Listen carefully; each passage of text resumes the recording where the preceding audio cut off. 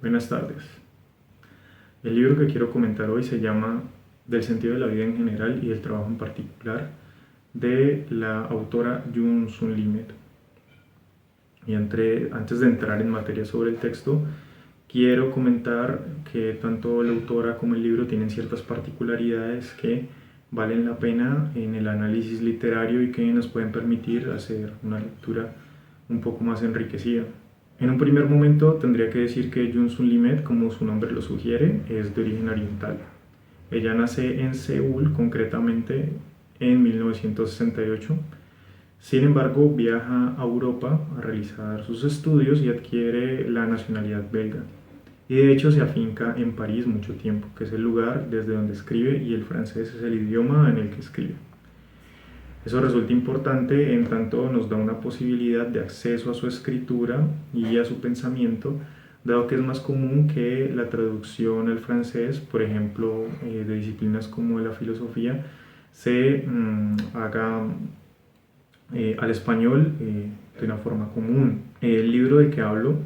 de nuevo, del sentido de la vida en general y del trabajo en particular, es publicado en 2016 por la editorial Errata Naturae en su colección La muchacha de dos cabezas. Ahora, el otro punto que me parece importante y por el que quiero hacer este comentario es por la estructura y la procedencia del libro. Se trata de una recopilación de correos electrónicos que Yoon Sun Lee le envía a 3 personas, en las que habla sobre cosas como la historia del trabajo, sus concepciones filosóficas, el significado que tiene la vida, la salud, la fe, la dignidad humana, entre otras materias que se reflexionan a lo largo de la escritura. Y esta estructura se debe a que en el momento en que Yoon Sun Lee escribió el libro se encontraba internada en un hospital recibiendo tratamiento médico para un cáncer que le afectaba en ese momento. Dado que lo único que tenía a la mano era un computador pequeño, entonces pasó varios días en ese tipo de comunicaciones. Y debo aclarar algo acá, y es que no se trata de un libro construido a partir de las ideas que se encontraban en los correos, sino que es un libro en el que tal cual, capítulo a capítulo, se van poniendo los correos y las personas a los que se les enviaron estas comunicaciones, cuáles eran sus destinatarios y cuál era el tema sobre el que hablaba cada correo. Como es de esperarse de una escritora de varios libros, sus correos están a un nivel literario y filosófico, lo que permite que este ejercicio del envío de correos, que de algún modo es vano y que se hace sin prestar mucha atención en el día a día, se puede constituir en un libro que después otras personas vamos a leer para tratar de entrar en contacto con sus pensamientos en el marco de su experiencia, que es el de una persona que tiene un padecimiento clínico. Voy a referirme brevemente a algunos elementos del libro en tanto su contenido. Durante sus correos, la autora habla sobre la necesidad de satisfacer sus propias necesidades, y esto en relación con el trabajo, dado que su posición no le permite ejercer su labor como académica y de hecho está en ese momento en que escribe bajo el cuidado de otras personas. Empieza con una discusión sobre el trabajo desde la perspectiva bíblica, aludiendo a nuestra traducción del Génesis,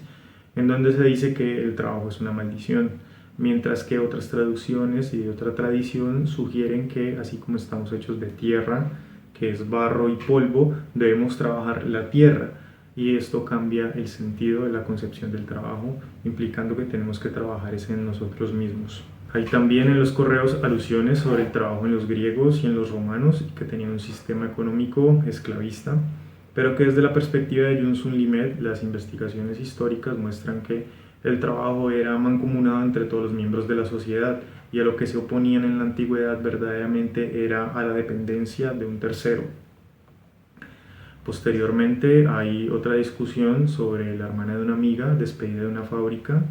en la que los empresarios que decidieron hacer un recorte de personal entendieron que la vida de esta persona era una estadística más, era solamente una cuestión de rentabilidad, mientras que para la persona y quienes están intercambiando este correo, dicha decisión se volvió un problema familiar y toda una experiencia de precariedad que se narra y que cuenta las dificultades en el pago de la vivienda y el sostenimiento de su hijo. Otra idea que llama la atención es que en la posmodernidad el trabajo vale más por la idea a la que remite que por su producto real. De hecho, ella dice que vamos en la arcilla de la tierra a la idea, no de la idea a la tierra como debería hacerse comúnmente. La nueva resistencia parece ser el trabajo manual, físico y pasar los domingos arreglando el jardín y comprando cosas para arreglar las matas. En otro punto dice que los medievales también tienen un desprecio por el trabajo,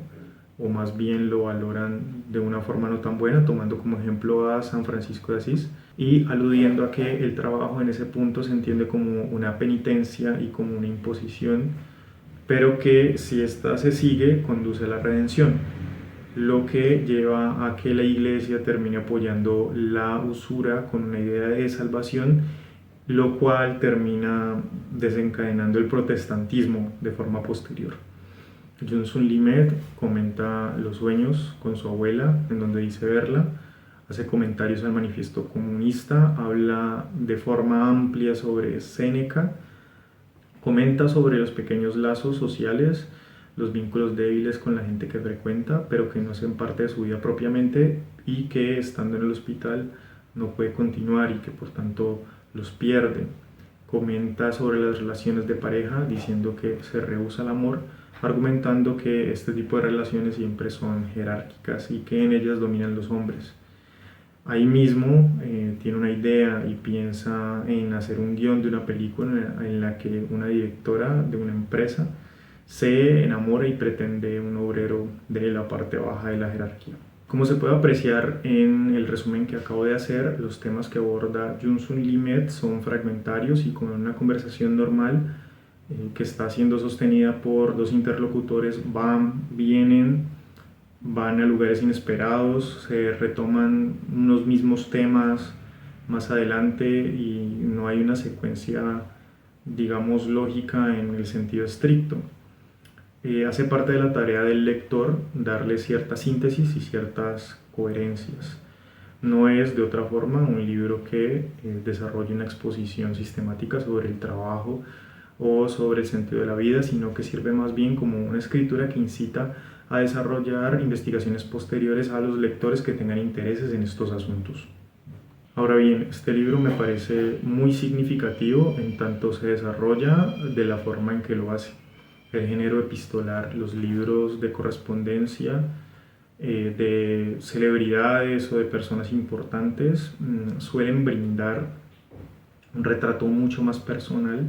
mucho más íntimo de la persona a la que pertenecen las cartas, o se puede entender una relación entre dos personas relevantes para cierto mundo. Sin embargo, este género de escritura de cartas estaba o está en desuso,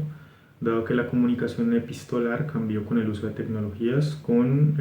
los emails precisamente y con el uso de sistemas de mensajería instantánea como WhatsApp, Messenger, entre otros. En este sentido, ver gente que en este momento se está escribiendo cartas o que está enviando correos es cuando menos algo rupturista. Y ahora, publicar esas cartas que una editorial se toma el trabajo junto a una traductora de compilarlas y de traducirlas y darlas a leer a un público, pues es una acción también de ruptura mucho más radical y creativa en el mundo literario. Las relaciones humanas y su mediación por medio de la escritura han cambiado en el auge de la inmediatez y ahora la práctica de escribir cartas, por más que sean correos electrónicos, se considera más bien algo romántico, no en el sentido del amor, del erotismo, sino romántico, en el sentido de que se puede considerar como algo que está desusado o algo que alude al pasado, ¿sí? Que considera o que disfruta de cierto tipo de nostalgia. Pero por el contrario, lo que aparece es el vértigo de las redes sociales virtuales, la saturación de identidades, las demandas contextuales de ser o volverse de cierta forma. Y una carta, mucho más que una escritura epistolar, vuelto a libro, se vuelve un archivo, se vuelve un testimonio, se vuelve un sentimiento que se conserva durante un tiempo